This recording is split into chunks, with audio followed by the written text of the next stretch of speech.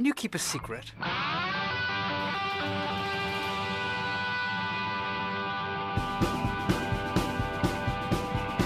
Changing hearts and minds. Changing hearts and minds. Changing hearts and minds. Changing hearts and minds. Changing hearts and minds. Changing hearts and minds. Changing hearts and minds. Changing hearts and minds. Welcome to Change Your POV podcast. You're listening to Changing Hearts and Minds, a show about reviving the warrior spirit and remembering the past to improve our future. I'm your host, Jeff Adamick. Let's get this party started. Ladies and gentlemen, am I totally screwed or what? You're funny. I want to discuss all this behavior. Let me out of here! You ready? I am. I did not prepare for this, so There's really no preparation. It's going to be just us having a conversation. All right. Well, this is my first podcast, so I'm not entirely sure what we do here. You look at me like a crazy motherfucker. Is this one of those NCO where you talk me through it? What would you do? Blah, Yeah, blah, blah, blah. yeah. Fuck you, motherfucker. I was an E8. I'm not doing that shit. It's funny because I get like employees will come and be like, "Hey, I got a problem." It's like, "Yes, you do. Yeah. You do have a problem. Let's talk about what you're going to do to resolve that." It's a different kind of conversation. It is a different kind of conversation. Yeah.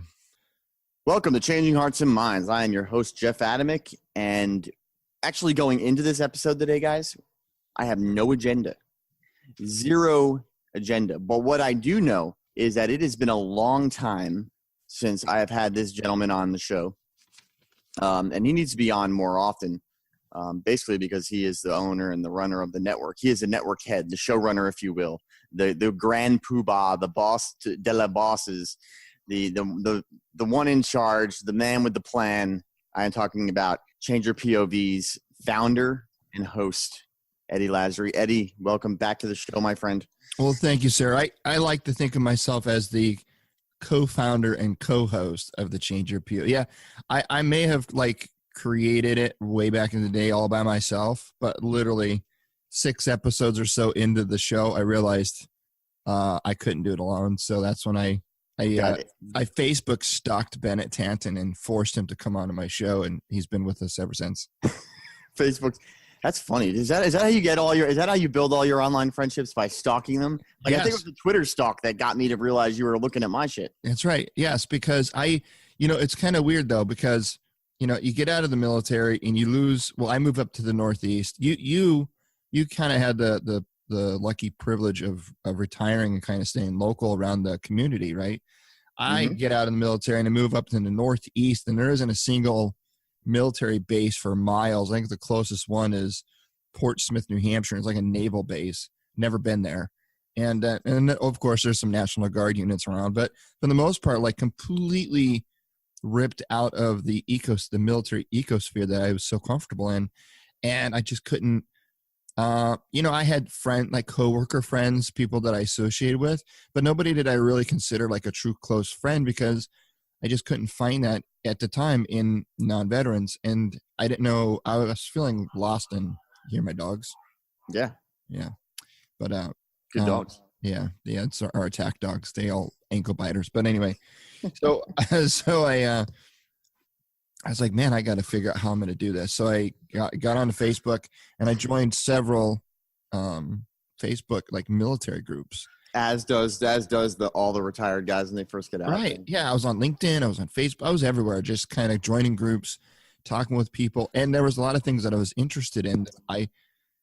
Regardless of a veteran or non-veteran, it didn't matter. There was a lot of things I was interested in. I couldn't find anybody in my area that was also interested in. I was interested in podcasting. I was interested in, social media marketing and online and website development and all that stuff. So kind of drip campaigns. Yeah, I was geeking out all over it, and there was nobody else that I found in my area. I was like, I wanted to connect with the military. I wanted people from the military that enjoyed the same things that I did, and I couldn't find that locally. So I went and found it online, man, and that's the beautiful thing about technology today is we can actually cultivate really meaningful relationships virtually online. Like you and I, we've never met before. I've never met Dwayne. I've never met Nick Briplinger. I mean, I've only met Andrew just because he lives in Massachusetts, and of course Bennett. And I didn't really meet him until he moved to New York. And so it's just, but I consider you guys to be my closest friends. And some people might find that weird that I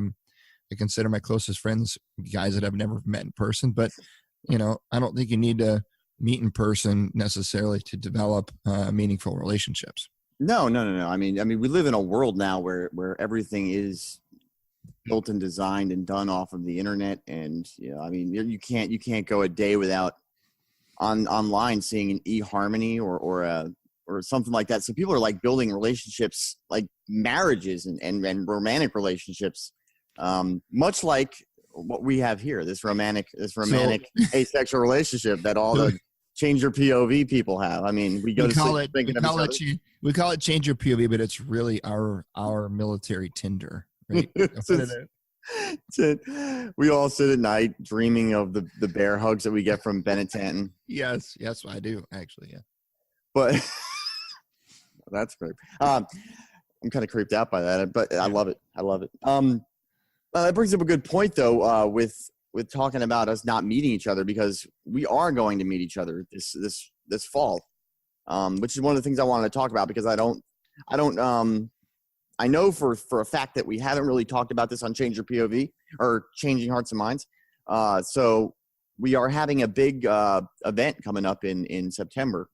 And I wanted to give you the opportunity, because you're much better at talking about it. As far as I know about it, I'm going down there to talk to people and to glad handshake hands, have a couple beers with some military folks, and get ourselves some promotion. So you guys know a little bit more. You and Bennett know a little bit more about what we're actually doing down there. So I wanted to give you the opportunity to give the intelligent and, the pitch, so to speak, to the Changing Hearts and Minds crowd about what we got going on down in Orlando in September. Yeah, man. So it's in Orlando, September 22nd, 23rd, and 24th. It's a 3-day event. That's a Sunday, Monday, and Tuesday. And this is the second annual Military Influencers Conference. Last year was obviously the first annual, and that was held in Dallas, the Dallas area. This year is in Orlando. I think next year is in DC. So they're kind of rotating it around the country, which I think is good. A lot of conferences will kind of find a home base, and then they'll have that conference in that same location every single year. Right. I guess there's pros and cons to either one, but these guys are kind of rotating it around. And the curator, the creator of the Military Influencers conference is a guy by the name of Cortez. Cortez is a retired Army. I believe he got out as a first sergeant, and he was a recruiter for a large part of that. And I think much like me and Change Your POV, he kind of got out and felt a little disconnected with the military community and wanted to kind of bring some of us together. And it's called Military Influencers. I think specifically because I don't want to sound like, I don't know how I'm gonna put this without pissing anybody off, but I'll just say it. So, you're on Changing Hearts and Minds. That's what we do on this show, is piss people off. Yeah. So sometimes the conversation around veterans is one of a negative connotation, and let me explain. We often talk about VA and how bad the VA is, and we talk about struggles with PTSD, and we talk about failure of transition. We talk about homelessness. We talk about suicide. We talk about like a lot of like real negative things around the topic of veterans. And although those are very meaningful and needed conversations, I think it's important that we also highlight the positive side of being a veteran, right? And I think that's really what this conference is about. A military influencers conference. It's about people that are entrepreneurs, that start their own business, that are influential in their markets. One of the guest speakers, I think he's the keynote speaker this year, is the CEO of Sam Adams, the beer, that's based out of Boston. Is that right? Yeah, and that's my favorite. That is my favorite beer. You have just made my entire Sunday. Yeah, and he's all my doubts about going down to Orlando to hang out with Dwayne and you and have to sleep in a room with Dwayne for 3 days has all been thrown away in one There you go. statement. Yep. So and that's the thing is he's gone in and he's found let's call them unassuming veterans. There's a lot of really successful veterans that you would never know they were veterans if you didn't do a little research or just didn't have any background knowledge about it. And it isn't because they hide their service. It's just they don't stand on their service. And let me explain the difference, right? A lot of people, when they get out of the military, they stand on their laurels, right? They get on their what's called their military or their veteran soapbox, and they stand on it, and they expect everything that comes their way to be related to or associated with that box, right? I should get a job when I separate because I'm a veteran. I should have medical benefits because I'm a veteran. I should go to Applebee's and get a free lunch because I'm a veteran. I should go to Lowe's and get my 10% discount because I'm a veteran. Like there's this entitlement that really irritates the shit out of me around the veteran community. And it's funny. We've talked about that before. We both hate that. Yeah. It's like, man, if you're not willing to work your way back up, if you're not willing to, the whole time you're in the military, you're always proving yourself and you're always expected to do your job. But now you get out and you expect to not have to do anything for anyone anymore because everyone owes you it. We've talked about it before. So I think that as far as that's concerned, for those who are listening right now, you're not, you get this from me all the time. So Eddie's not picking on anyone. Oh, I am. I'm picking on people, but Eddie is making a legit question of the motives and the mindset of the average veteran. If this is you that we're talking about, if you're taking offense to this because you're that person, we're telling you because you know that that's not the right way to go about life. You know it deep down. The reason why you're upset is because people are pointing it out. Don't forget that. If you're offended listening to this right now, then you need to take a real long, hard look in the mirror because you are who we're talking about. Right. I firmly believe that there's a huge benefit in leveraging one's military experience, but not standing on it as a reason for success or a reason for consideration or reason for, as an entitlement. Right. Yeah. Absolutely. And so that's where Cortez comes in, and he finds these veterans that are successful because they've leveraged their military experience, not because of their military experience. Does that make sense? Absolute sense. And I think that's powerful. That's powerful. And so I'm really looking forward to spending those 3 days down there, not only with you guys, but with the amazing guest speakers. So there's going to be speakers. There's going to be workshops, and we're going to have a 10x10 booth right out front. Right when you walk in to register, we're going to be right up front with everybody. So if you go to the event, you'll definitely run into us.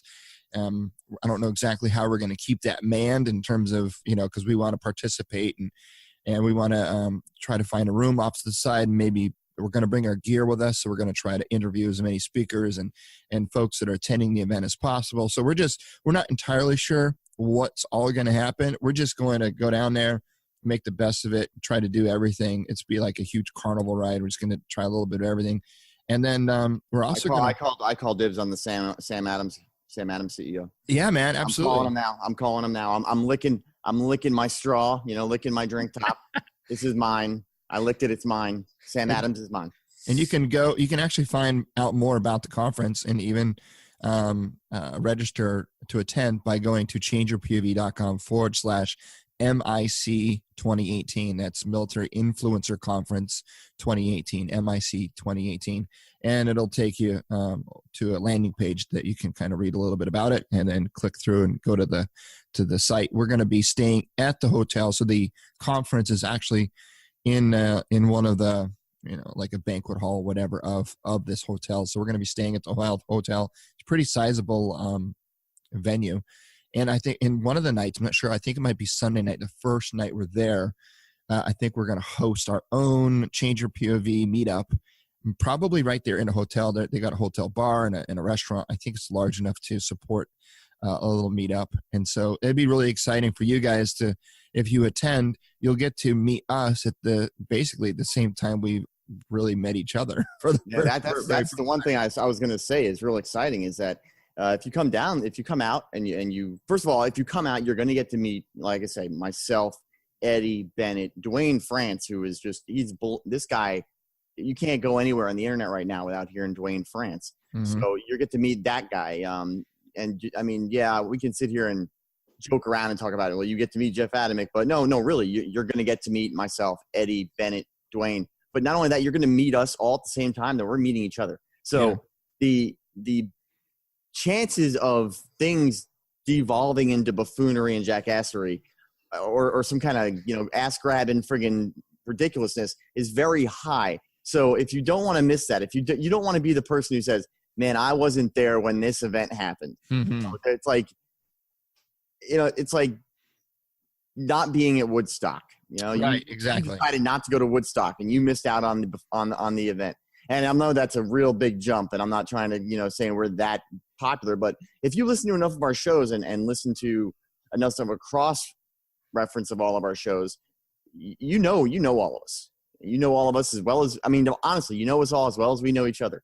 So come on out, come and see us, make plans. If you're in Florida, you should be there.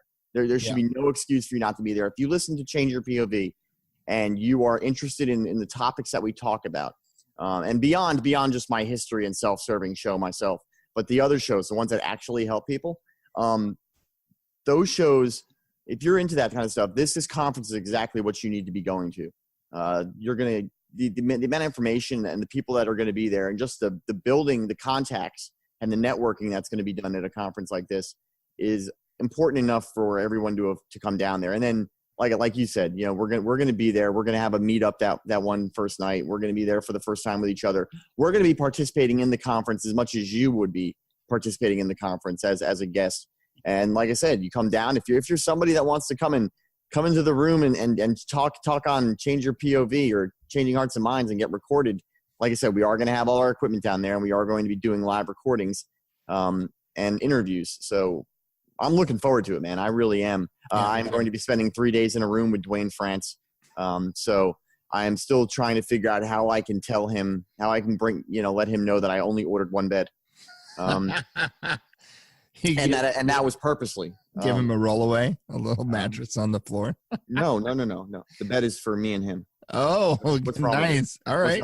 What's wrong with you? Do some spooning. That's a little spooning. I told him, hey, we're gonna pretend like it's Ranger School. I'm gonna turn the air conditioning up really, really high. It's gonna be cold. And we're going to have to spoon. And that's right. It's not gay if you're cold. No homo. That's what we say in the no homo below freezing, bro. That's right. Homo. Yep. That's right. And everything goes. We've covered that, and guys, just so you know, that the real intent of this is it's going to be touted as the State of the Union for Changing Hearts and Minds. I just want to talk about a bunch of the different things that we got going on and some topics that we normally wouldn't get into on a full show. I do want to bring this up just because it's something that is an issue. Suicide, guys, is still an issue. We're having a big problem with it. In the last 4 months here at Fort Bragg, we've had far too many. One is too many. 6 is obscene, guys. I don't know what we're doing wrong as a community, and I mean as a veteran community, to address this. But I'm just going to come out and say it. We're not winning this fight. It is not getting any better. If anything, it's getting worse. And we need to come together as a bunch of veterans and figure out what we're doing wrong to have this happening. What do you think, Eddie? I mean, I think this is getting to be an epidemic, a real epidemic, not even like the manufactured epidemics. Yeah, I know, man. And it's so hard to pin down because it's not like there isn't resources out there. There's an abundance of resources. We're probably overwhelmed with resources in outreach programs in 501c3s. And I mean, the VA, I mean, everywhere you go, everyone's talking about it. It's all over social media. So I don't think it's a lack of awareness. I really don't think that's it. And I don't even think it's a lack of willingness to help and participate. I just think it's if I'm being totally honest with you, man, I think it has a lot to do with the exposure that it's receiving. People see it in the news or in the on radio or on TV or on social media or whatever, and it gets a lot of attention. It really does. And it's just like with the school shootings, right? All of a sudden, And Columbine was like the catalyst for a phenomenon that other people wanted to replicate and reproduce for whatever reason, right? Right. And I think in a lot of ways, the number of school shootings and people that do these mass shootings, I even think that the shooter up in Vegas on top of the building was really crying out for attention. Yeah, I think it was attention. very, very similar to the school shootings, right? And I just think that veteran suicide, unfortunately, is having that same centralization or that same copycat type of thing. I think a lot of people that are just at the point in their life where they just don't want to move forward anymore. In a lot of ways, I think suicide may be a way for them to solidify and memorialize themselves in history in a way. You know what I mean? Yeah. And it's, because, I don't know, man, that's again, these are just my feelings. This is just when I see the epidemic and it just keeps getting worse. It just, I don't know. I really just think that a lot of it has to do with when people are in that place. A lot of them feel that that's the only way out. And if they're going to go out, they might as well go out and be remembered. And that's shitty, man. That's shitty because that's not the way you want to be remembered, man. It just isn't. Oh, it's beyond that. I mean, first of all, I want to say that I agree with you completely. And I know that it's not going to, some people are going to get rubbed the wrong way by Jeff and Eddie say that this is just a cry for attention. But really, what else can it be at this point? And not that there's nothing, not to take away from the pain and the suffering that these people are going through, because I've said it before that it is a dark place to get to where that is your option.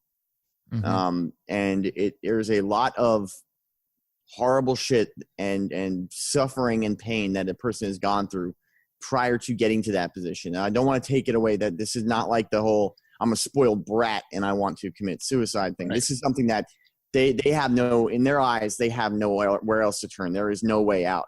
So that in and of itself is enough to, okay, I understand why they're doing this. But I agree with Eddie that when you're a veteran and you're surrounded by a world that's where everybody that's remembered long-term are the people that have died in combat and the people that have sacrificed themselves in combat. Well, man, if I'm not dying by some violent means and making an impact, no one's going to remember me. And the one thing I need people to remember is me, because that's what this is all. That's what a lot of veterans' mindset is about. Is how can I leave my legacy and my impact on the world? So they really don't feel like they have anything out. They don't want to be the veteran that died alone and by themselves in a hotel room, and as an alcoholic or something like that. They'd much rather go out with a bang. And it's a shitty thing to say, but it's true. And so I think there might be something there to what you're saying. And what I would challenge you people out there is if you're getting to that point, guys, it's it's not the answer. It's not the right road to go down. We've got to stop this. I mean, really, because 6 months ago, me and Eddie did a talk about this on one of the episodes that Eddie released, and we and him talked about it very openly, that we think that maybe at that time there was a little bit of sensationalizing the entire thing, and that maybe it wasn't as bad as they're saying that, and we do have a media that seems to blow things out of proportion sometimes, or they like to manufacture trauma and manufacture crisis. I don't think we're at that point anymore. I think we're beyond that. I think maybe that manufactured crisis by the media has manufactured a real crisis. Mm-hmm. And I think we are at a point where we have when we have 6 guys in like 4 or 5 weeks here at Fort Bragg, and there's not a day that goes by that I'm not seeing somebody on Facebook or somebody on Twitter saying so-and-so took their own life, or not again. Not again on Facebook to me is I don't need to know what they're talking about. I immediately know what they mean when I see that posted, or God damn it, call your friend, or so. There's all kinds of different buzz phrases that I know immediately what it means. That's a problem when it's become, when not again, or God damn it, call somebody. When that's posted as a single phrase on Facebook, and I know exactly what they're talking about, we got an epidemic on our hands. And it's not just the veteran community. I think the same thing that we're seeing with veterans, we're also seeing with like in the entertainment field with musicians and actors and actresses. Right. I just think, and again, for the same reasons, I think there's a lot of attention being paid to suicide, and it's drawing the allure of people that would maybe perhaps otherwise consider other options as something that's a doable thing. And I think and again, how do we stop that, right? How do we stop? Because at the end of the day, media, what's the saying? If it doesn't bleed, it doesn't lead, right? Yeah. And so journalists are out there seeking this stuff, and they almost hope and pray for it because it makes the story, it makes the media cycle, whatever. And and here's the thing, right? If you really want to start making a real huge impact on the suicide epidemic, regardless whether it's veteran or non-veteran, I think if we start the dialogue talking to the family members of those left behind and get into the actual stories, like the father that I spoke with that had to go and cut his son down, that hung himself in his closet, and the bloatedness and the purple face, and the mother that, walks outside and sees, her son has no face anymore because he decided to swallow, a shotgun. I mean, get into those actual stories and hear from the family members that you've left behind, and how they had to not only deal with your loss, but deal with the carnage. And you basically brought combat to your family. You brought the things that we had to see and endure in combat, and you brought that home front and center into your families, those that you love's lives. Your wife. The one thing we protect them against by going. Yes, absolutely. Which is bringing it right home and drop it in their lap. Here's combat for you. This is what it's like. Right. And it's not just some random person. Like, when you and I, we saw carnage, for the most part, it was our buddies getting hit and blown up too. But it was also, it's rare though. It's rare. It was the enemy. It was the civilian casualties. It was the women and children that we saw. Right. And those are people we didn't know, but it impacted us. Imagine if those women and children, or those bad guys were your son or your daughter or your father, right? I can't even bring myself to imagine it. I know. And see, like right now, this conversation we're having is fucking uncomfortable. Why? Right. Because it's the conversation no one's having, right? And I'm not trying to be vulgar, or I'm not trying to be overly graphic, but you know what? This is reality. And just because you don't like it doesn't mean it isn't real. It doesn't mean it isn't true. It doesn't mean it doesn't happen. It happens all the time. Right? Death is not an easy thing, man. To close one's chapter in one's life is got to happen through some very traumatic means, whether it's through gunshot wounds or through hanging or through jumping off of a cliff or a building or running your car into a telephone pole. Whatever you choose as your method, it's not fucking pretty. No, and because generally veterans especially don't really take the I'm going to swallow some pills. Right. No, we're very violent and direct people. I mean, and that's not a bad thing. That's just what we are. Yeah. So we tend to go the route of, and this is something that even female veterans that commit suicide, they don't go the normal female route of doing a very nonviolent act. They go straight for the suck starting a 9mm. They go straight for the jumping off something, doing something that's bloody and violent. It puts an exclamation point on their lives and on their existences. But what they don't realize, like you said, is, man, I always envision in my head the daughter, the 9 to 11-year-old daughter who walks in on her father who just blew his friggin' head off. Yeah, man. And man, as much as I fucking want to say, brother, I love you, don't do it. Fuck you for doing that to your kid.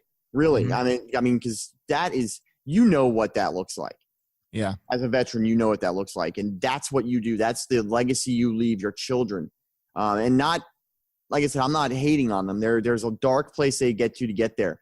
But maybe if they pause for a moment and just consider that that's who may find them, that, no matter what the situation is, someone may take a picture that goes out on blast on the internet. Somebody's going to walk in and see that. And even if you find some place you think is a secure, safe spot, you can't predict. Once you're gone, you have no more control over anything and how the story gets told. And now it's somebody else has control of it. Mm-hmm. So think about that before you take that next step. And for God's sakes, man, take a breath and just wait till tomorrow. Because if you just wait till tomorrow, you're going to wake up feeling different about the whole situation. I guarantee it. Yeah. It's like, I don't know what you know about science. You seem like a pretty smart guy, but in science, right? What do they say about energy? Energy can either be created or eliminated, right? Energy is energy. It changes form and it gets dispersed, but it gets recollected and right. So it's repurposed all the time and it never exists. All the time, never right? Extinguishes. So just like energy, think about the pain that you feel as a veteran, and that you're thinking about suicide. And a lot of guys think about suicide or they commit suicide because they want the pain to stop. Whether it be physical pain, emotional pain, doesn't matter. They want the pain to stop. Now here's the thing, right? That pain that you're feeling, it's just like the energy. It doesn't go away. You can't create it and you can't make it go away. It lasts forever. It just changes where it goes. So you as the veteran that has all of this pain inside and you want it to stop, by you ending your life, it stopped for you. But guess what?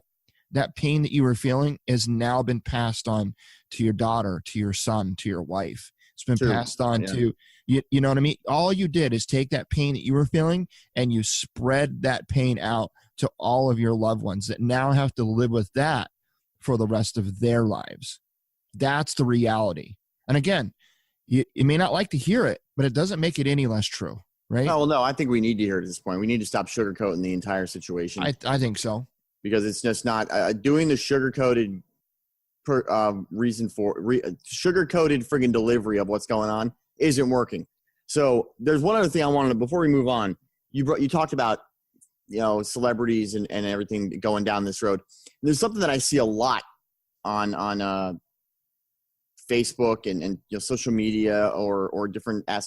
People are like, oh my God, a veteran commits suicide and, a few people know about it. A celebrity commits suicide and everyone's all up in arms about it and they hate that. Well, let me tell you something. First of all, I don't hate that because everything we just talked about. Well, I don't want to give undue attention to something that should not be talked about as a solution or a legacy for somebody. That's number one. Number two, let's all grow up. Robin Williams was known by mostly everybody in the world, right? I mean, Joe Snuffy, and forgive me if you're one of these people that believe this and have someone they know who committed suicide, but Joe Snuffy was known by you and about 10 other people, right? People in some other country, people in some other state that don't know Joe Snuffy don't fucking care. I mean, that's just the bottom line. They don't care, but they knew Robin Williams. And so when Robin Williams committed suicide, yes, there is a bigger outcry of what happened because fucking more people know who that guy is. More people have been affected by that guy. And yes, you can go into the whole, what has this guy done for my life? But Robin Williams, that one bothers me because that fucking dude did a lot for veterans. He did a lot for people. He was an entertainer. That guy's impacted a lot of people's lives. And diminishing that person's friggin' life because he wasn't a veteran who committed suicide is just a fucking really shitty thing to do in the memory of those people. Those people had families. Those people actually went out and impacted people's lives on a mass grand scale. Yes, they didn't defend anyone's freedom. I got it, and I understand that. And yes, the loved ones who were lost that were veterans, they should get more, but not because the other people don't matter. Part of the whole Rob Williams thing was he didn't feel like he was impacting people's lives enough, and he didn't feel like he had enough time left with his illness that he had, so he committed suicide. And then to turn around and have a bunch of friggin', in my opinion,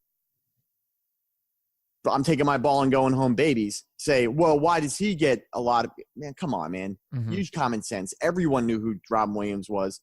And there wasn't a time in your life that you didn't feel shitty or were in a bad mood that you couldn't throw on Mrs. Doubtfire or throw on Mork and Mindy or throw on a stand-up special and have that friggin' dude cheer you up even just a little bit. All right, so don't just – all those out there that get mad about it, kind of keep it in perspective. Remember, perspective is the vantage point of success. Right. Keep it in perspective. This guy has impacted more people's lives than your friend has or your family member. but that doesn't take away your family member's impact to your life. So understand that, but don't go out there on a rant and make friggin' statements like, I hate it when celebrities get, yeah, I got it, but they're still celebrities. That's why they're getting more attention, because they're famous. No, I mean, a loss of life is loss of life. It doesn't really matter, you know, your populator, your position. If suicide is suicide, loss of life is loss of life. It really doesn't matter whether you're a veteran, non-veteran, you're a famous actor, or, you know, some guy living under a bridge. It doesn't really matter, right? At the same time, suicide is a choice, right? A lot of people are like, oh, it's a disease and all this and that. Well, okay, fine. So is alcoholism. So is drug abuse. So is, you know, and guess what? You know, there you can go and seek treatment for those things, as you can, depression and suicide. I mean, it is, at the end of the day, it's a choice. And for people to say, oh, well, there's nothing you can do. You know, once you're at a certain position in your life or whatever, once you're at a certain state, then, you know, all hope is lost. And there's only one recourse, and that's to end your life. You know, I mean, yeah, you know, I rail against that thought process, because you always have some control over something, even if it may not seem like there's anything else to do. And it may be a nice sentiment to excuse the acts and the decision-making process, but I'm sorry, you always have a choice on some level. It may be not a choice that you have much control over how you decide things because of your illness or your situation, but the choice is still there. Yeah. We all make a choice every day. Every day I don't kill myself, I'm making a choice to live.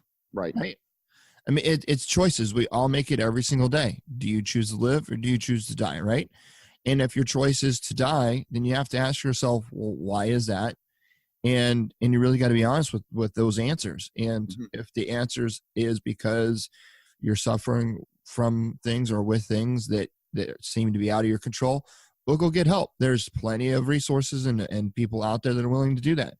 If your decision to, you know, is for whatever the reasons are, I mean, at the end of the day, it's a choice. And I disagree.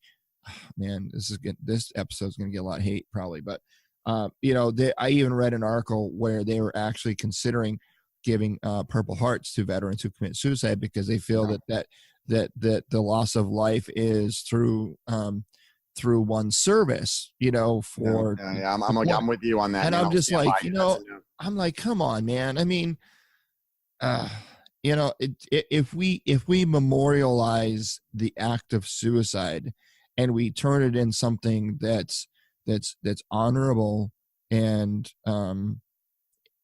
meaningful, then more and more people are going to choose that as a course of action. Or maybe not honorable, but maybe if we turn it into something that is praised and celebrated. Right. That's what I meant. Yeah. Right. Yeah. Because there is nothing dishonorable about someone that takes their own life. There is, like we said, there is a lot of really shitty things that happens to people.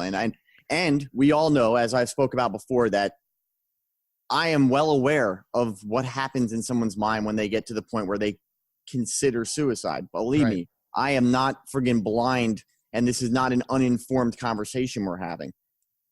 But we can't celebrate, and we can't do that. I'm with you. That should not be done. And I don't want to beat up on people who commit suicide, but I also don't want to give anyone that's there is a portion of the community of people who commit suicide who are selfish individuals who just are looking for attention.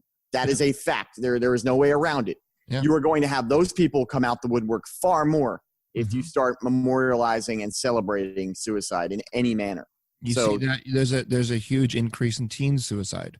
Right. And for those that have been following the show, you know that I did a special episode on Behind the Curtain with my daughter, who was dealing with self-harm and suicidal ideations. And so, and again, that's to Jeff's point, this is not an uninformed topic. This, you know, I would venture to say that there's probably very few lucky people out there that are absolutely untouched from the scars of suicide. And you know, good on you, right? If you are one of those lucky few in the world to don't know anybody that has ever dealt with or suffered from or thought about the struggles of suicide, then you're one of very few, right? Yeah, consider yourself very fortunate. Very fortunate, right? So we're not coming from a place of ignorance here. This is a very personal topic, a very personal subject. And again, everything that I'm talking about is my own opinion. And so if you're upset and you're listening to this, you're upset and you're pissed off, you know what? You should be. It's because well, I mean, it's my opinion. I am entitled to my opinion as much as anyone else. Hell, I fought for my own freedoms to have my own opinion. So you know, what we're talking about and what I'm talking about is probably going to rub up against some people in a non-positive way. But at the end of the day, I really don't give a shit because it's my opinion and I'm entitled to it. So you asked the question and I'm giving you an honest answer. I could have given you a politically correct, feel-good answer if you'd preferred, but I didn't. That's not our show. That's not our show. All right. So real quick, we're going to take a break right now, and you guys will hear a promo of a show. And when we come back, we will definitely change the mood and talk about something a little bit more upbeat here in a minute. So don't go anywhere. Peace. Okay, G-Base single play and then come back. Welcome back, guys. So you just heard Inside the G-Base's promo, and you guys have heard that promo before. I just wanted to take this time to let you guys know that I am getting ready to do, this is coming up, and I wanted to get your reaction to this whole idea. So if you listen to their show, they had recently done a show on political manipulation and how the Russians concocted themselves into the election legitimately, like the entire, you know, you had that indictment come down from the Department of Justice for those guys in Texas who had created the Facebook page and they actually did, you know, to show the Americans that entire thing kind of went down and actually happened. So I heard their show, and I'll link that in the show notes page. If you haven't heard their show on where they talk about this, you definitely should listen to it. But it got me and those guys talking, and we're actually going to do a crossover episode. And so what we're going to do is we're going to start a 2-part episode on changing hearts and minds, where I talk about the history of military and political mind control and population control, the actual history behind everything, leading up to things like how the Nazis convinced an entire nation to look the other way while they committed the Holocaust, or the purges that happened in Russia, you know, following the communist overtaking in the revolution, and how those populations went against everything in their moral backgrounds to do these things, seemingly like zombies and unknowing that they were doing stuff wrong. There's an action. You gonna talk about Jim Jones and drinking Kool-Aid? We could bring that up too. That's part of it, because there is a certain amount of, I am against my own will to survive and against my own moral background. I am committing these acts because of groupthink and all this other stuff. And how to identify that you're being controlled through propaganda, through media control, through all this other stuff. And we're doing a 2-part episode on it. So I'm looking forward to doing that with them. Part 1, like I said, is going to be on changing hearts and minds, because it's going to be the history of political mind control and how it affects, and it is a military thing. It's also a little bit of current events, which I kind of stay away from. But for this, I'll stick to it because they do a great job of talking about it.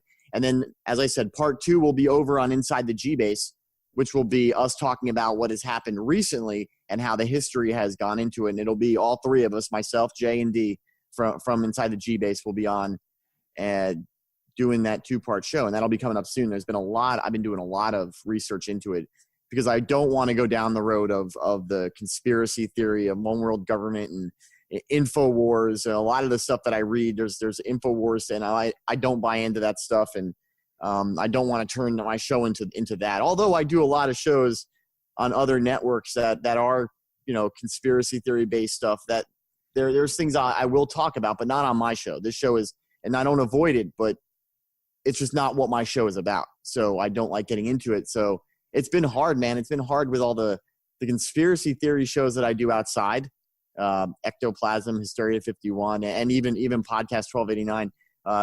Those shows have a conspiracy theory, paranormal taste to them, and some of the stuff I talk about on there, I'm not lying about. I actually have opinions about, but it's not what Changing Hearts and Minds and Change Your POV are about. So it's been tough going through all the information and not being like, oh yeah, one world government. That'd be a cool thing to throw in there, but you're not going to find that on that crossover episode. It's going to be an actual and factual representation of how we as a society, as a human race, have, all the way back to Plato and Machiavelli's The Prince have utilized population control and propaganda to control populations. If you don't think it's happening, you're wrong. Every day you get up and eat bacon for breakfast because Edward Bernays, utilized advertising, and which is a form of mind control to get you to go out and buy bacon, believe it or not. So yeah, that we got that coming up, man. And that should be good. It's going to be interesting to see how we do that crossover. So there'll be 2 parts, but you won't hear both parts unless you go to each show. Like, you'll only hear part 1 on Changing Hearts and Minds. If you want to continue and hear the second part, you'd have to go over to Inside the G Base, which I support those guys. Those guys are doing great stuff. So that kind of brings up the topic. So we have many holidays. Well, there's holidays in every culture, but in the United States, we've got many holidays. Some are similar globally, but many are very unique to the United States. Do you know the reason why holidays even exist, Jeff? Yeah, so Hallmark can sell cards, right?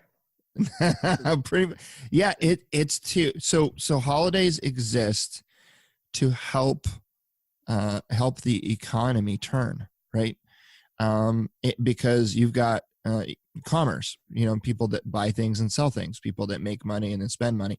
So the more we make and the more we spend, the better our economy gets. And that's why you get a lot of holidays in the wintertime to help people kind of get out of. So you've got New Year's, you've got Christmas, you've got a lot of different what is it, Thanksgiving to New Thanksgiving, Year's is right? Fiscal move in business. And look, and then we've created some more holidays like Black Friday and Cyber Monday, right? So we've created over time even more holidays than existed previously.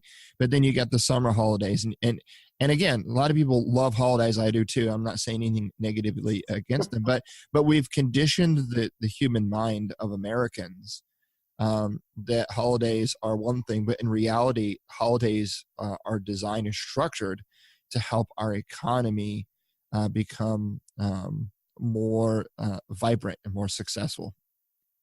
Yeah, it's and that's part of it too. I mean, that's Edward Bernays all day long. I mean, I was going to do a show just on Edward Bernays because he's such an interesting character. This guy he was the nephew of Freud, and I don't want to get too deep into it, but just so you guys who haven't heard about him, he was a nephew of Sigmund Freud. He was hired by the pork industry back in the early 19th or 20th century to sell pork bellies. And they were like, how do we get rid of these pork bellies? It's an industry that there's a lot of. We need to sell it. So, guys, he created breakfast as you know it today. And he is the father of modern day advertising. For example, if you ever look back in time during the Civil War, Edward Stanton was the Secretary of the Department of War, right? Where's the Department of War nowadays? It doesn't exist. It's the Department of Defense. Do you know why it's called the Department of Defense? Because Edward Bernays. Because Edward Bernays told the government, if you want to get popular support for going into World War II, then you need to stop saying the Secretary of War says. You need to say something that's not war hawkish, not aggressive. Call it the Department of Defense, and then claim we need to go and defend Europe instead of getting into a war in Europe. And the reason why they changed the name was because Edward Bernays told the government, you need to stop calling it the Department of War, call it the Department of Defense. So that's why it got changed. That's what this guy's done for the world. It's good. That's all about how you say things. Language is so powerful, man. You know what I'm saying? It just is. It just is. And that's the thing that we were kind of, not to re-bring it up, but the thing we were talking about before the break there about suicide is the way it's perceived and the language that's used. Many are using specific language like the media to sell a story, when the impact is, yes, they're selling a story, but they're also creating harm, right? Because it's, again, language and the words you use are very, very powerful in the minds of those that are listening to it. And it's just, our brains are very malleable when it comes to information, and propaganda has been a thing for forever, and it will continue to be. We're far more susceptible to those nuances because the power of suggestion and before, I mean, think about it, right? If 1800s, right? The only way you're really getting around is on horseback, and there is no social media, there's no television, there's no the newspaper is limited in terms of the distribution. There's no billboards, there's no there's no radio, there's no podcast, there's no and so there's the town crier. Right. And so as technology advances, the touch points that a human will experience on a daily basis, getting prodded by advertisements and pieces of solicitation are in the thousands. It's incredible. And we all, whether we realize it or not, most of it's subconscious, but all of those touch points do have an impact on the way we see ourselves and the way we see our environment and the way we see the world. Absolutely. Yeah. And if you don't think this is something that's going on day to day, that show will show you how much it is. And guys, there's positive ways to use things like the, power of suggestion and everyone knows about, how advertising is used to, I mean, it's something that looks delicious on TV and gives you that craving in the middle of the night. That's the intent. That's the design and what it means. That's what it wants to have happen. And if you have a good product and you have a good advertising campaign, then those advertising powers of suggestion work better because the product is good. Coca-Cola, for example. Coca-Cola is refreshing and tasty. Because it's refreshing and tasty, those refreshing and tasty commercials that are put out there to get you to go buy it work because the product is good. And it's not something that's evil or bad. It's people selling product and it's business. But when you're using it to control population and political opinions, as we've seen in the last couple of years massively been done, that's when you get into that shady zone of what is considered positive and what is considered evil. Well, that's the reason why, for the listeners that may not know, I work for Coca-Cola, right? And so Coca-Cola does not sell beverages, right? That's not the marketing. If you watch any commercial, any Coca-Cola commercial, you watch or see any Coca-Cola social media, we're not selling beverages. They sell stuffed white bears with red scarves. We sell. Now think about it. Now think back on a Coca-Cola commercial that you saw recently. What is it that we're selling? We're selling community. We're selling. Oh yeah, I want to share a Coke with you. We're selling memories with friends and family. We're selling moments that you will look back on as a positive moment in your life. We're selling emotions. Look at the tagline: "Taste the feeling." Does feelings have tastes? No, but that's what we're not selling a beverage. We're not selling a cold drink. We're selling emotions and feelings, because at the end of the day, right? Like I snapped a picture the other day. It was on social media. I saw some picture. There was, you know how people go to the cemetery and they leave flowers or trinkets, or, you know, if it's a child, they'll leave a teddy bear or whatever. They'll leave, artifacts at cemeteries that represent the time that person that left that item with the person that's deceased, right?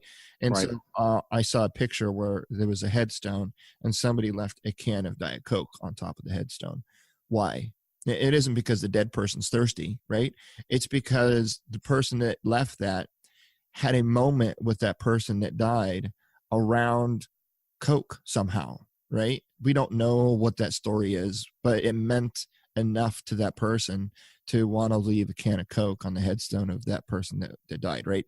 That's what Coca-Cola sells. And when you're talking about online marketing, or you're talking about selling physical product, or even if you're talking about selling an idea, it's about the verbiage that you use. And real quick, here's a real quick plug in that. I'm not an affiliate of it, but it's something I stumbled across. It's a book called Story Brand. And let me get the author really quick. And there's also a website. And I listened to the audiobook, and then I also got into the website, and then I'm going through, and I'm taking the story brand concept and I'm implementing it into Change Your POV, because there's seven structures that you can craft your message that will significantly increase your sales. And again, it's about the words you use. And so let me get the book here really quick. It is. Hold on.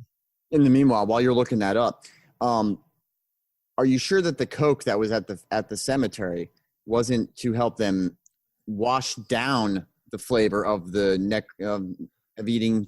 What is that? Building story brand. Yeah. Donald Miller, Building a Story Brand. So go grab that book. It's an amazing book. And he'll talk you through it. He's got a PhD guide on the podcast. He's also got a podcast, Building a Story Brand podcast. So I've read the book or listened to the book. I'm listening to the podcast, and I've gone through it. I'm creating a story brand for Change Your POV, and it's really about making the customer the hero of the story instead of the brand the hero of a story. And it's about, people don't buy products. People buy emotions and feelings and what those things, make us feel at the end of the day. So right. Incredible. If you're talking about changing your perspective, there you go, man. That is definitely something that's really impacted and changed the way that I think about things. Awesome. Yeah. We'll put that in the show notes. I'll put a link to that Donald Miller thing, and it's not going to give away any of our methods of increasing our listenership, is it? We don't want to give away all of our secrets. Oh, it absolutely will give it away. And that's cool, because if you can take those principles and you can apply them in your life and in your business and you become successful, then you can be like, it was the guys over at Change Your POV that introduced me to this amazing concept and has helped make me incredibly successful. So there you go. We're giving it all away, man. Fair enough. Awesome. So here's something that's odd. So we were talking about, and everyone that follows my show sees on my social media, I do a lot of these, and we talked about it a little bit. I do a lot of these guest appearances on other shows. That's by design. It's partially because I want to get out there and get my name out there a little bit more to a different audience to bring people back to my show, and that's by design. It's also partially because I enjoy those shows and what I do on there. But every once in a while, something happens absolutely by mistake. And my affiliation and my cast membership on the show Podcast 1289 was absolutely by mistake. I was listening to another show, True Crime Garage, which is one of my favorite shows, and I had heard a guy on there from New Jersey who was hosting it, and I had wrote the guy afterwards because I had never heard the story that he talked about on the show before. He's an author. Well, come to find out, he had a podcast and that it's about true crime. And I had an incident when I was a child where I had an interaction with a serial killer. And so then he invited me on the show to talk about it. And it was not one of the shows that I was doing as a promotional or an intended, promotional, get my name out there, which there are times where I do that. This wasn't one of those times. This was simply just me just having a Wednesday night where I talked with these guys. Well, that turned into me being on every week. And so I'm a little bit excited to say that there was a show that was released this past Friday on there. And I will link this one show one time because it is not part of the Changing Hearts and Minds thing, but I'm excited about this show's release. The latest show of Podcast 1289, which is on a document that was found in Florida that references the satanic panic of the 80s. It trended number 2 this weekend and was the second highest downloaded podcast in the world on Saturday and Friday and Saturday. And so hopefully that'll trickle down to everybody that's affiliated with me as far as exposure. But it's funny how these guys were just a normal, small little podcast. And they put a lot of effort into it like anyone else, but by no means were they on a meteor rise to the top. One episode and one little subject matter that they talked about took them from, standard podcast levels to being number 2 trending in the world on Podomatic and Stitcher. What was the topic again? There was a document that a teacher found in a school closet in Florida on how to identify kids who are becoming satanic, and it's time stamped, date stamped back in the 80s during the heart of satanic panic that we had in our country. As everyone remembers, back in the 80s, everything was heavy metal music and satanic, crisis. And that was the satanic panic. It is known as, there's actually a term, and it's actually about the late 70s and 80s leading up to and culminating with the West Memphis 3, imprisonment of the 3 children who were thrown in jail, obviously later on released from jail because they fucking didn't do it, and they were thrown in jail and convicted on the fact that they listened to Metallica. So Satanic Panic was real. This document is one of those documents out there that was handed out to teachers. Here's how you identify if one of your students is participating in Satanism, so to speak. And so if you listen to it, it's a comedy show. So I'm just letting you guys know, if you listen to Changing Hearts and Minds, you really like, although I am a little bit of a jackass and I do kind of run fast and loose, generally I'm very sobering and keep things level. That show is different. I'm just letting you know before you go over there. There is the entertainment trained history of me and my comedy background comes out, and those guys are fucking funny. I'm not going to lie to you. So you're not going to get a PC version of going through this document. You're going to get pretty much a Monty Python / Saturday Night Live on a podcast type look at this document if you do go over and check that one out. But I just wanted to mention it because it was just shocking to me. It's like we could be just doing normal things one day, and the next day you're the number 2 trending podcast on Podmatic. And I wanted to give them guys a shout out. They do a great job on that show, and I am just a side character on it. But so if I listen to that show in reverse, is there going to be any hidden messages? Yes. Nice. I'm gonna have to. Paul is dead. Paul is dead. Nice. Good job, man. That was nice. Nice pick out of the history of listening to backwards music. Yeah. Right. I wanted to give you a chance, Eddie, here as we wrap things up. What does you and Bennett have planned upcoming for shows and topics that you guys are going to come on that step outside of the normal? Because we know I talked about the SF Special Forces, hitting the Legends of Special Forces thing. I've talked about the crossover episode I'm doing with Inside the G Base. I wanted you to give you guys an opportunity to give me a little hint on what you got coming up. Yeah. So, as you know, this is a side gig for all of us, right? So we all carry full-time jobs and we have families and right. And right. So the time that we spend on any of this stuff is real limited. And so you really kind of have to pick and choose what you want to spend your time on. And lately, Bennett and I have been, instead of using our time to record and publish episodes. So for those that have been following, you know that we haven't released a flagship show on Friday, Attack Friday, or Change Your POV in several weeks. And it's because he and I have been using that time that we would normally be recording and editing and publishing episodes to dedicate to the launch of our new book, which is Motivation Monday, Volume 1, which is currently, I don't know when this episode's going to release, but if this releases after... This will be this week. Okay. All right. So July 2nd is the official launch of the book. It is currently available on Amazon. It will definitely be available at the time you listen to this episode. And what it is, it's a culmination of the first 30 Motivation Mondays that we ever did. We went all the way back and grabbed the first 30 that we did, and we transcribed those. And this book is really interesting because it's different than anything else that I've ever seen personally out there. So let me just describe the book for you real quick. Go ahead, please. So we took the first 30 episodes, and if you haven't listened to Motivation Monday, I highly recommend you just go and listen to a couple episodes so you have an idea what we're talking about. But every Monday, it's about 3 minutes. Bennett and I will pick a quote that we like, and then we talk about it for about 2.5 minutes. And that's every Monday, right? And so it's we call it Motivation Monday. So we took the first 30 of those and we used a computer software program to transcribe those episodes into written form. And of course, because we use a lot of filler words like and ah or whatever, we had to go in and kind of do some editing to the transcriptions to make it digestible in the written form. And so we edited those down. So as you open up the book, it's only about 68 pages. So it's a small workbook.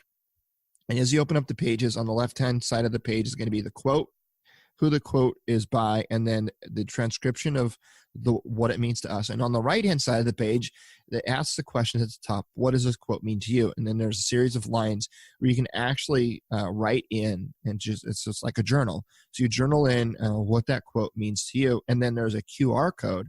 And for those of you that don't know what that is, if you have a smartphone, most smartphones these days have a built-in what's called a barcode reader, or you can go and find any app. There's tons of free apps out there that you can download on your iPhone or your Pixel or your Android, whatever smartphone you have.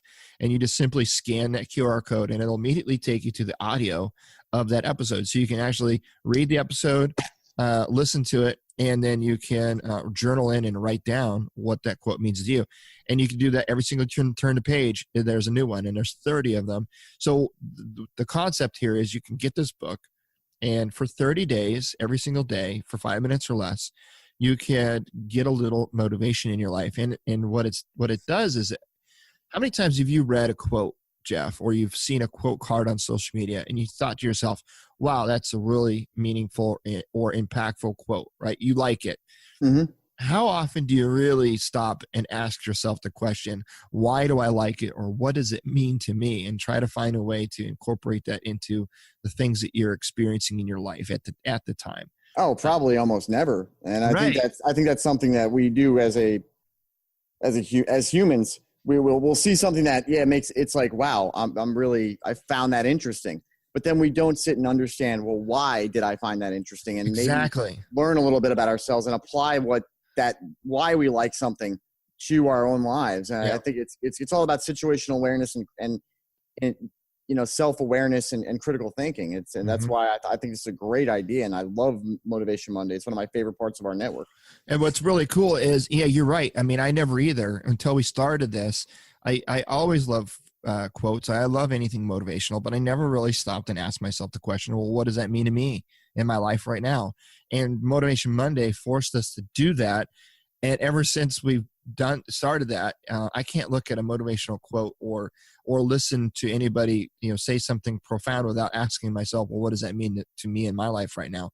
Right. And so if you get this book, I should say, when you get this book and you do this, I guarantee you will never look at another quote or hear another quote the same way again, because you'll be always, that introspection muscle will be exercised, and you'll be able to learn things about yourself that you never even realized before. And so the whole point here is we've got enough content to take the next 30 and make a volume 2 and then a volume 3, etc. And then what we'll do is, once we get the first 3 volumes, then we'll take those, combine those 3 into a quarter book. So you actually get 3 months worth all in one book. And then we'll go and create volumes 4, 5, and 6 and make that a Q2 book, etc. And so this is our first one. And so far we've done a soft launch. We've kind of advertised to friends and family. We've had some sales. And a lot of these books are in the mail. I ordered as soon as it became available, I ordered it, and it'll be here in my mailbox tomorrow. So I'll get to actually get my hands on the physical book. But so it's really, really cool. We do have a landing page for it. If you want to go check it out, it's at changeyourpov.com/Motivation Monday Books. It's S on the end, books, because we're going to be putting all the other volumes on there as well. Or you can go to the changeyourpov.com, and at the very top, you'll see a link that says books, and there'll be a little drop down, and you can click on Motivation Monday, or you can click on Dwayne's book, Combat That Don't Mean Crazy. And then I'm going to put a link to your book, Jeff, on there as well, and Nick Ripplinger. So we'll have kind of a collection of our hosts' books available for folks who want to go check them out. Good. Nice, man. Like I said, I'm looking forward to it. And the big thing I really enjoy about the Motivational Monday things is your interpretation. And when I say your, I mean the global you as an individual. Your interpretation and understanding of a quote and what it means to you is very likely, and more often than not, completely different from either the intent that the author had or how the other person next to you would interpret that same thing. Yeah. So that's what I love about Motivation Monday is I'll hear you or Bennett talk about what something means to you or how you view a certain quote, and it'll be eye-opening to me because I'll be like, you know what, I never took it like that. I've always, had this, and that doesn't mean right or wrong. It's an eye-opening experience to see how different perspectives are about wording and these quotes that have been worldwide known from these really famous, authors and famous people who have said all these things, and how differently everyone takes what they're saying. Not that anyone's wrong. It's just nice to know the different perspectives people have, and maybe finding that one that's like, you know what? I never thought about it that way. And because I never thought about it that way, I was missing something there. And now I'm not. Now I know. And it doesn't change how I feel about the quote, but it gives me a little bit more of an insight into what was really being said from that quote, or how other people interpret that quote. Yeah. And it's funny. It's funny too. Ever since you started podcasting, I'm sure you started to come to the realization that there's this sixth sense, not sixth sense, but there's like a fourth dimension in podcasting, right? Because you can literally be talking about something and you know that the episode's not going to release for, so you can, like, if you know this show is going to release 6 months from now and there's something going on 6 months from now, you could talk today like it was actually happening then. So you're kind of talking in the future, right? Right. So it's this weird place if you're a podcaster, you know what I'm talking about. Well, it's funny because these Motivation Mondays, because they're so short, and in order to maximize our time, we batch record and we batch edit and we batch produce them and upload them, and we schedule them out, right? And we usually do about 8 weeks at a time. So there's 2 months of Motivation Mondays that are queued up, ready to go at any given time. And when we get close to the end, like the last week or two, then Bennett and I will schedule a recording. We'll sit down and we'll knock out another 8 or 10 recordings, and they'll edit them and do the image, the graphics, and load them up and schedule them, etc. And it's funny because the first couple of times we did this, the batching, you do the episodes, you record them, and then you load them, and then you kind of forget about them, right? Mm-hmm. And then all of a sudden, like week 6 or 7, when it gets towards the end, like I always listen to the Motivation. I always listen to all of our shows when they come out, on my either on my way to work or on my way home. And so every Monday when the new episode comes out, I'll listen to it, and on my phone in the car on the way to work. And it was funny because the first time this happened, it happens a lot, but the first time it happened, it just really shocked the shit out of me, is I actually listened to a Motivation Monday that I had recorded and uploaded for schedule like 6 weeks prior. And and it was one that I did, right? So it was one of me. and so here I am, I'm listening to myself read this quote and then share at the time 6 weeks earlier what it meant to me then. And it had such a profound impact on me because there was things that were going on in my life currently that weren't going on at the time I recorded it. And that quote, and I spoke to myself. Does that make sense? Yeah. Like I was like, I really gave myself my own shot of motivation. And I remember calling Bennett. I was completely beside myself. And I remember calling Bennett on the phone, like as soon as the episode was over. Here I am as a man beside myself. Yeah. I'm like, dude, I just listened to a Motivation Monday of myself, and it completely like gave me some motivation about some shit that's going on in my life. And I'm like, it was so weird. It was just a weird thing. And he goes, yeah, man. And so, like I said, it's happened several times since then, but the first time was such an out of body experience. I don't know how else to describe it. Because you're right. Those quotes, they mean whatever they mean to you right now. You could read that quote again 6 months from now, and it's going to mean something totally different. Oh yeah. And that's the power of quotes, right? And that's what's so cool about them, is you could literally buy the motivation book, volume 1, and do it, and then next year buy it again, and you're going to get a totally different experience from it, right? Right. Yeah. That's how some of them authors that come up with those quotes, or those thinkers, that guys, those guys that were like well known to be like renowned thinkers, Emerson, Walden, and those kind of guys.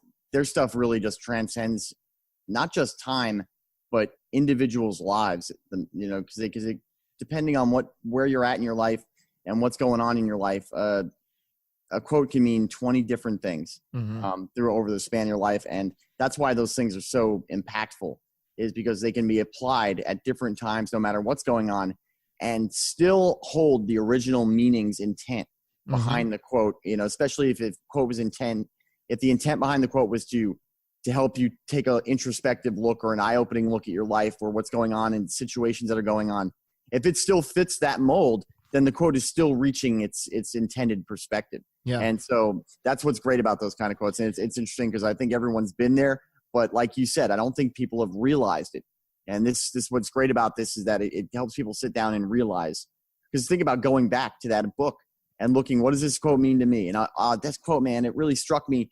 I heard it again a year later and it struck me again. Well, go back and read what it meant to you the first time you read it. Right. I guarantee you it's completely different from what it means to you now. Absolutely, yeah. And volume 1 is only me and Bennett because it was before you guys. But volume 2, we're now putting together the outline for volume 2. We're getting all the transcriptions ready to go for volume 2. And volume 2 actually has some episodes from you and Dwayne and Kevin Fairbanks, which is really, really cool. So volume 2, you'll have an opportunity to get more of insight into these quotes besides just Bennett and myself, which is exciting. Awesome.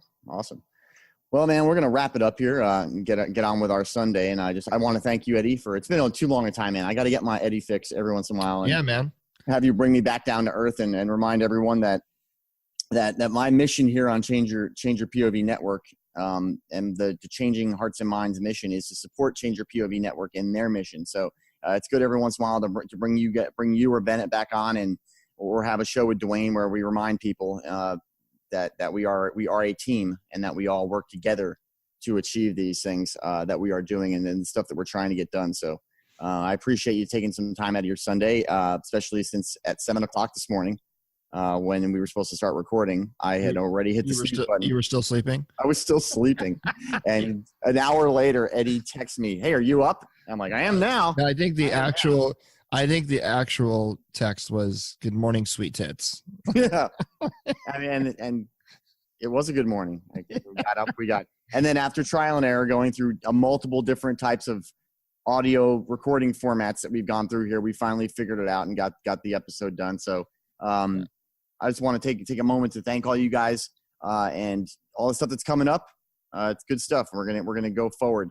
This episode will be released this week, so go check out the show notes page. Which, if you're gonna go check out the show notes page, you're gonna be on changeyourpov.com anyway, and you will see the links everywhere for the Motivational Monday book. But they'll also be right there in the show notes page for this episode, and then that way I can push it out on social media. So thank you, Eddie, for taking time out of your Sunday. I want you to enjoy the rest of your day, buddy. Thanks, you too. And, all right, bud. Hey, thanks, guys. We'll talk to you guys next week. Good. And we're done. And what's the title of your book? I'm going to put that link up. Heroes Among Us. That's what it is. Okay. Are you going to post the audio for this for me in one of the share drives so I can pull it down? I thought you recorded. No? Are you? No. Yeah, so, I will. You know what? For a split second, man, I'm like, no fucking way. And then I looked up and saw a record. I'm like, no, screw you. Yeah, you almost got me. You had me for a split second. Oh, you just unplugged yourself. I can't hear you. Oh, there you go. Yeah, I will. I'll drop it in Slack for you. How's that? All right, I appreciate it, man. Will it fit? Will you be able to drop the whole audio in there? If it should. If not, I'll find a way. Yeah, I'm sure that you can drop it up in the Google Drive somewhere if you need to. Yeah, I'll stick it on a thumb drive and have mail it to me. Mail it to you. I'll get like a horse courier to bring it to you. Through wind and rain, nor snow, no sleet. Yeah. All right, man. Cool, man. Hey, man. Have a good Sunday, brother. Thank you. Too. Yep. Later. Bye.